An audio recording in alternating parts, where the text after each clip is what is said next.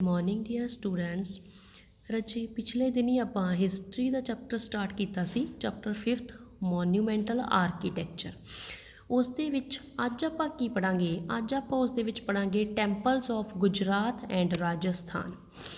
गुजरात ते राजस्थान के टैंपल्स भी आर्कीटैक्चर के पक्षों बहुत ही ज़्यादा फेमस ने। ये सब तो पहला टैंपल आता अपने को तेजपाला टैंपल।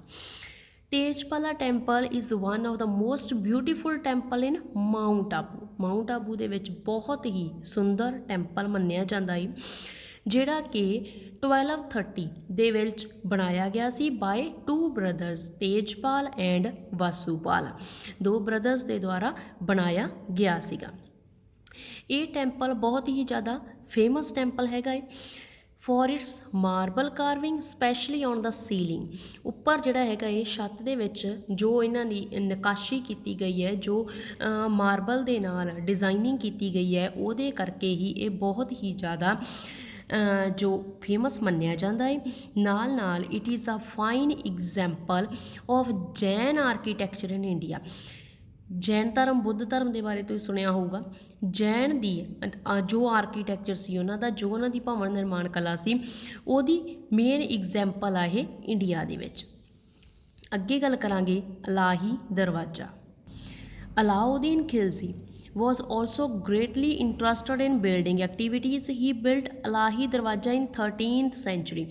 अलाउद्दीन खिलजी जो दिल्ली सल्तनत का एक जिहड़ा हैगा रूलर सी, आपां पिछले लैक्चर के दौरान उन्होंने पढ़िया सीगा, ਤਾਂ उसने जिहड़ा हैगा 13th सेंचुरी दे विच अलाही दरवाजे का निर्माण करवाया सी।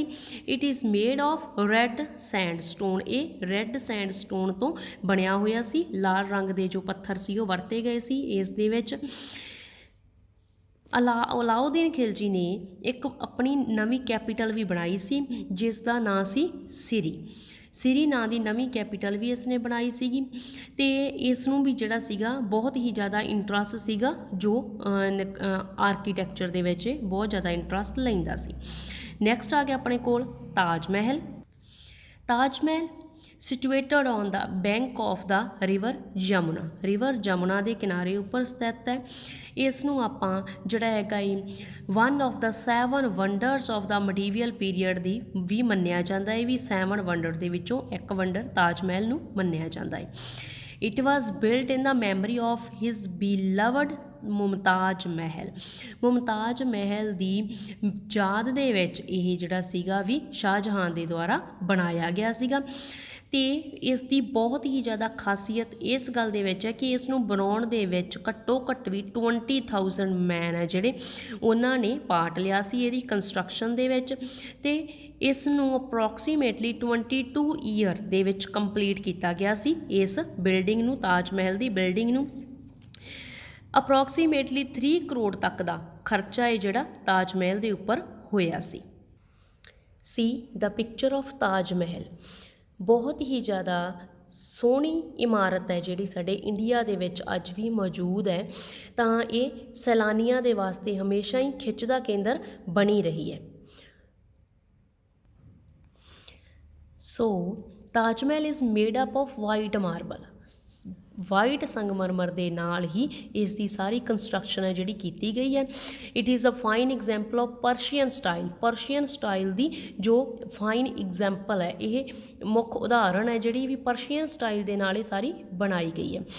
Every year large number of tourists come to visit this unique monument. हरेक साल ही देश के अंदरों बाहरों बहुत सारे लोग है जिहड़े इस यूनीक इमारत नूं देखण दे वास्ते आउंदे आ। नैक्सट जो अपने कोल इमारत है वो है कुतुब मीनार।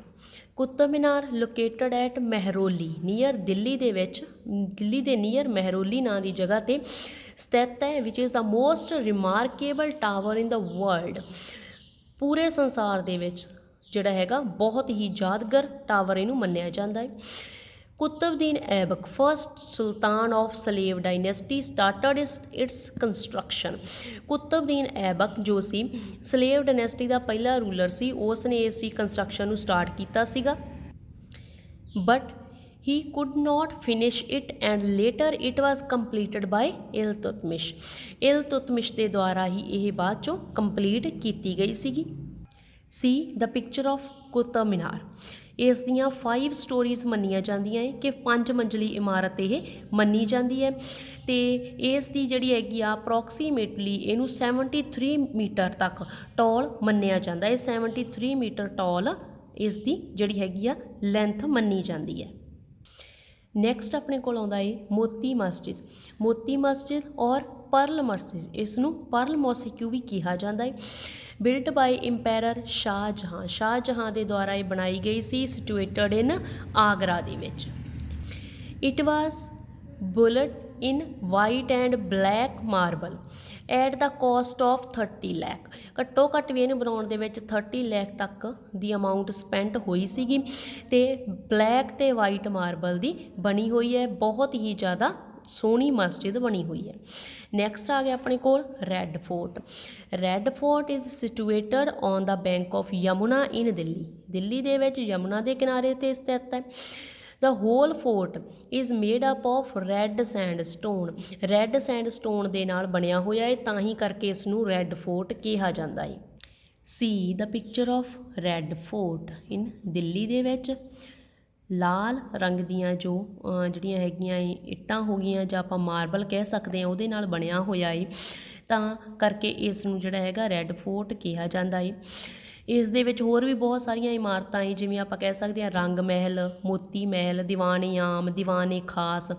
ਜੋ ਦੀਵਾਨੇ ਖਾਸ ਆ is the most well decorated building of emperor Shahjahan. Shahjahan ਦੀ ਡੈਕੋਰੇਟਡ ਬਿਲਡਿੰਗ ਸੀ ਜੋ ਰੈੱਡ ਫੋਰਟ ਦੇ ਵਿੱਚ ਸੀ। It is built in marble and decorated with precious stone.